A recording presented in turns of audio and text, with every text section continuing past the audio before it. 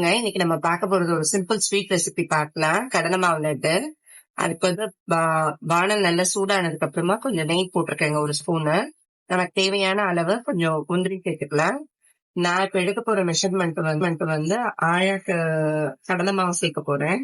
அதுக்கு தேவையான முந்திரி சேர்த்துருக்கேன். முந்திரியும் கடலை மாவும் ஒரே இதுல சேர்க்கணுங்க. அப்பதான் நல்லா ரோஸ்ட் ஆகும் ரெண்டும். அதுதான் நமக்கு மெஷர்மெண்ட் இது. எவ்வளவு ஃப்ரை ஆயிருக்குன்றது தெரியும். கடலை மாவு நல்லா வறுபடுறது வந்து அந்த முந்திரியோட கலர் சேஞ்சஸ்ல தான் ரெண்டுத்தையுமே நம்ம தெரிஞ்சுக்க முடியும். ஸ்லோவா வச்சுட்டு மாவு ஃப்ரை பண்ணுங்க. அப்பதான் ஈவனா நல்லா இதுவாகும். நெய் ரொம்ப சேர்க்க கூடாதுங்க, ஏன்னா மாவு வறுபடாது. அதனால கொஞ்சமா தான் ஃபர்ஸ்ட் நெய் சேர்த்துக்கணும். இந்த ஸ்லிம்லயே வச்சு இது பண்ணணும், ஃப்ரை பண்ணுங்க. இன்னும் கொஞ்சம் நெய் சேர்த்துக்கலாம். இப்ப பாருங்க, ஒரு 10 மினிட்ஸ்க்கு அப்புறமா எல்லாம் அப்படி ஒட்டாப்புல வந்துடும். இப்ப மாவு ரெடி ஆகுதுங்க, நல்லா ரெடி ஆயிடுச்சு. இப்படி ஒட்டாம வரும். இப்ப மாவு ரெடியா இருக்குன்னு அர்த்தம் நமக்கு. இப்போ கேஸ் ஆஃப் பண்ணிடலாம்.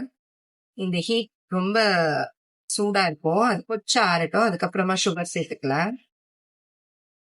இப்ப பாருங்க, ரொம்ப சூடு ஆறக்கூடாது, திட்டமான சூடு இருக்கணும் உங்கள, வெது வெதுப்பா. அப்பதான் நமக்கு உருண்டை பிடிக்கணும், கரெக்டா இருக்கும்.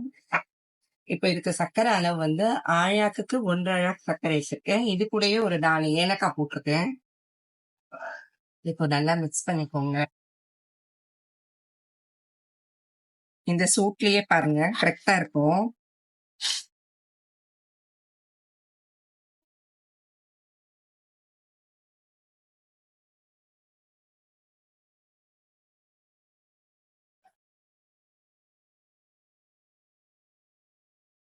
இப்படி வச்சு ப்ரெஸ் பண்ணும்போது தான் கரெக்டா இருக்கும் உங்களுக்கு அந்த உருண்டை அமைப்பு.